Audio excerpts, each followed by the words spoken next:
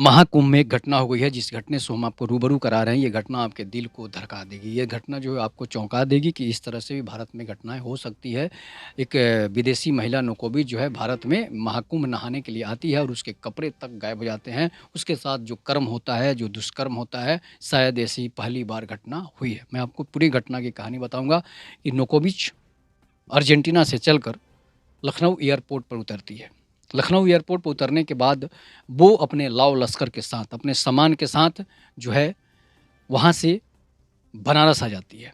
बनारस भगवान भोलेनाथ का दर्शन करके जो है वो सोचती है कि प्रयागराज के लिए यहाँ से निकलेंगे। वो उसके लिए उसके बाद वहाँ से वो तैयार होती है। भगवान भोलेनाथ जो हैं हज़ारों वर्षों से जब विराजमान हैं, जिनको किसी ने बनाया नहीं है, जो स्वयं प्रकट हुए हैं, उस भगवान का दर्शन करके काफ़ी खुश होती है और वहाँ से प्रयागराज के लिए ट्रेन पकड़ कर चल देती है। ट्रेन में जब बैठती है तो उसके लिए एक सीट रिज़र्व होता और वो वहाँ पर बैठती है ट्रेन में। तो उस ट्रेन की एसी बोगी में एक संत बैठा हुआ था। जिस संत के पास टिकट नहीं था, वो संत फ्री टिकट कर रहा था यात्रा। उसके बाद होता क्या है कि वो संत से बातें करने लगती है। संत उससे बातें करने लगता है, संत समझ जाता है कि ये विदेशी लड़की है, विदेशी गर्ल है और वहाँ से ये आई है भारत में घूमने के लिए या फिर गंगा स्नान करने के लिए, कुंभ में नहाने के लिए। उसके बाद वो साधु उससे बातचीत करते-करते, साधु भी पढ़ा लिखा था और वो अंग्रेजी में बातें कर रहा था। हालाँकि नोकोविच जो है वो हिंदी जानती थी, इसलिए नोकोविच जो है उससे हिंदी में भी बातें करने लगी थी, अंग्रेजी भी बोल लेती थी। साधु भी अंग्रेजी बोल रहा था, पर साधु भी फर्राटेदार अंग्रेजी बोल रहा था, इसलिए कि पढ़ा लिखा साधु लग रहा था। उसके बाद वो साधु की बातों में आ जाती है, साधु बताने लगता है सभी सनातन की सारी शिक्षाएँ जो है उसे रास्ते में ही दे देता है, बता देता है कि भगवान जो है हमारे राम, कृष्ण और महादेव हैं। लेकिन इन स उस सब बातों में वो पड़ जाती है।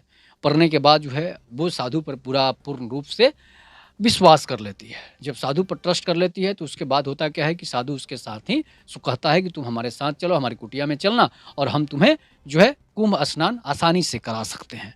इसके बाद वो राज़ी हो जाती है, बताता है कि साधु जो है बताता है कि 4 सर्ग 14 करोड़ तक लोग यहाँ पर जुट रहे हैं, इसलिए तुम्हें नहाने में समस्या होगी कुंभ स्नान करने में, इसलिए अमृत स्नान के दिन हम तुम्हें स्नान करा देंगे और जो है हम तुमसे 1 रुपया भी नहीं लेंगे, इसलिए कि हम लोग भगवान के नाम पर जीते हैं, भगवान का नाम ही खाते हैं, भगवान का नाम ही पीते हैं, उन्हीं के नाम पर जीते हैं। इन सब बातों में जो है नोकोविच पड़ जाती है और नोकोविच थी भोली-भाली, इसलिए कि दूसरे देश में कोई भी जाता है तो भोला-भाला हो जाता है। दूसरे देश के बारे में, कल्चर के बारे में, उसके कोई किसी चीज़ के बारे में उसे मालूम नहीं होता है। अब उसके साथ एक इंसिडेंट हो जाता है, उसके साथ एक घटना हो जाती है। क्या घटना होती है मैं आपको बता रहा हूँ। उसके बाद उसको वो अपनी कुटिया में ले जाता है। प्रयागराज ये दोनों पहुँचते हैं, उतरते हैं। प्रयागराज उतरने से पहले जो है साधु उसे त्रिपुंड और टीका लगा चुका होता है, उसे भभूत तक लगा दिया होता है, रास्ते में ही। रास्ते में भभूत लगाने के बाद सब लोग बताते हैं कि यहाँ पर तुमको संत की भेष में जाओगी तो ज़्यादा वैल्यू मिलेगा और तुम्हें अधिक लाभ मिलेगा। उसके बाद वो अपनी कुटिया में ले जाता है, 3 संत और भी थे उसी के समान। जिस तरह का वो भभूत लगाया हुआ था, जिस तरह से वो कपड़े पहने हुए था, सेम उसी तरह का कपड़ा 3 और संत वहाँ पर पहने हुए थे। उसके बाद होता क्या है कि संत जब वो चारों संत हँसने लगते हैं, लगता है कि एक बड़ा मुर्गा आज इन्होंने पकड़ा है। एक बड़ा माल इन्होंने पकड़ रखा है। उसके बाद होता क्या है कि साधु संत जो हैं, वो चारों संत जो है आपस में बातें करते हैं और उसे तो भाषा समझ में आती नहीं है नोकोविच को। नोकोविच हँसने लगती है और बात उसे तो समझ में नहीं आता है और साधु अपनी फिराक में हँसते हैं और नोकोविच सोचती है कि चारों संत मिल गए, 4-4 भगवान एक बार हमें मिल रहे हैं तो भाई अब इससे बड़ा खुशी और क्या हो सकता है। इसके बाद नोकोविच को वो बातों में उलझा देते हैं और बोलते हैं नोकोविच जो थी वो काफ़ी अमीर घर की थी, इसलिए अपने सारे गहने कपड़े जो है लेकर महँगे-महँगे कपड़े, महँगे-महँगे गहने पहन कर आई हुई थी। इसके बाद उसे नहाने के लिए प्रेरित किया जाता है। उसके कुटिया में वो सोती है, सुबह जब 4 बजता है, स्नान करने का समय होता है, तो वो बोलते हैं कि नोकोविच बेटी तुम यहाँ से अब जाओ और नहा कर आ जाओ। अपने सारे कपड़े गहने जो हैं यहीं पर रख दो और उसके बाद तुम नहाकर कुंभ से आना और तुम्हारे क कपड़े और गहने यहीं पर सुरक्षित रहें। इसलिए कि हम लोग संत हैं, हम लोग पाखंडी नहीं हैं, हम लोग संत हैं और जो है संत जो समझती है कि संत में भगवान बसते हैं और संत का स्वभाव जो है सरल होता है, निर्मल होता है, ईमानदार होता है। इन सब बातों में नोकोविच उलझ जाती है और वो नहाने के लिए चल देती है अपने कपड़े लेकर। वहाँ से जब कपड़े लेकर नहाकर जब वहाँ से वो नहाती है कुंभ स्नान करती है, कुंभ स्नान करने के बाद जो है नोकोविच क्या करती है भगवान भोलेनाथ का आराधना करती है, प्रसाद चढ़ाती है, फूल चढ़ाती है और इसके बाद वो अपना प्रसाद लेकर वापस लौट रही होती है। जब धीरे-धीरे वो अपने कुटिया के पास पहुँचती है तो देखती है कि भाई चारों संत यहाँ से गायब हैं, हमारे कपड़े और गहने तक गायब हो गए हैं। अब वो सोच में पड़ जाती है कि आखिर ये कैसे संत थे? भारत में संतों पर विश्वास किया जाता है, संतों की भूमि कहा जाता है और ये संत कहाँ गायब हो जाते हैं?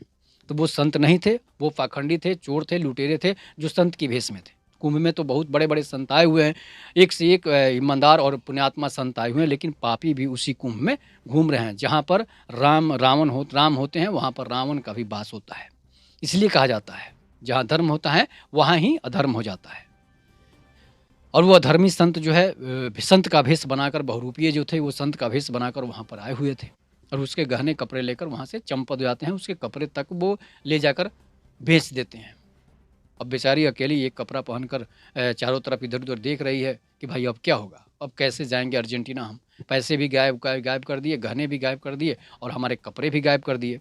उसके बाद होता क्या है कि वो संत जो है संत को प्रशासन को खबर करती है, प्रयागराज की पुलिस वहाँ पहुँचती है और प्रयागराज की पुलिस जब जाँच करती है तो पता चलता है कि ये संत की कुटिया नहीं है, ये पाखंडियों की कुटिया है जो कुटिया बनाकर इसमें समाये हुए थे। उसके बाद उसे अरेस्ट करने के लिए चारों तरफ पुलिस फैल जाती है।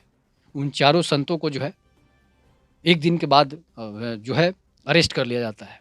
अरेस्ट कर लिया जाता है, पुलिस उसे जब 3rd डिग्री सज़ा देती है, टॉर्चर करती है, तब वो संत जो है लात घूँसों की खाने के बाद जो है बताता है कि हम लोग इसके कपड़े लेकर भागे हैं। हम लोगों की बुरी नज़र भी इस महिला पर थी जो काफ़ी देखने में सुंदर थी, ना अच्छे नए नक्शों वाली थी। लेकिन हम लोगों ने सोचा कि कुंभ में तो ये संभव नहीं है, इसलिए दुष्कर्म तो नहीं कर सकते हैं, लेकिन उसके कपड़े और उसके पैसे जो है और गहने लेकर भाग सकते हैं। और इसके बाद वो वहाँ से रफू-चक्कर हो जाते हैं और उन्हें अपनी बातों में फुसला लेते हैं। उसके बाद पुलिस जब लात घूँस से मारती है, तो चारों को जब पकड़ती है, लात घूँसों की जब बरसात होती है, तो वो चारों उसके गहने लाकर उसे लौटाते हैं। इसके बाद नकोबिस को उसके कपड़े दिए जाते हैं, उसके गहने दिए जाते हैं। एक-एक गहना, एक-एक कपड़ा जो है पुलिस उसे पकड़ कर गिरफ्तार करके उसे उसके हवाले कर देती है। तब वो पुलिस को धन्यवाद देती है, भगवान भोलेनाथ को धन्यवाद देती है। इतना सब होने के बाद हमारे कपड़े और हमारे गहने एक-एक गहने जो हैं हमारे मिल जाते हैं, तो ये भगवान की ही कृपा है। नहीं तो ये 14 करोड़ और 15 करोड़ की भीड़ में आप कहाँ उसे ढूँढते और कहाँ पता चलता। लेकिन उत्तर प्रदेश प्रयागराज की पुलिस इतनी टाइट है, इतनी सख्त है कि किसी को भी पकड़ सकती है। तो ये कहानी आपको कैसी लगी? इस पर आप अपनी प्रतिक्रिया ज़रूर दीजिएगा। अंत में नकोबिस जो है भारत को धन्यवाद देकर, साधु संतों को धन्यवाद देकर, प्रशासन को धन्यवाद देकर, योगी आदित्यनाथ को धन्यवाद देकर वहाँ से अर्जेंटीना के लिए निकल पड़ती है। तब तक नमस्कार। जय हिंद, जय भारत, जय श्री राम।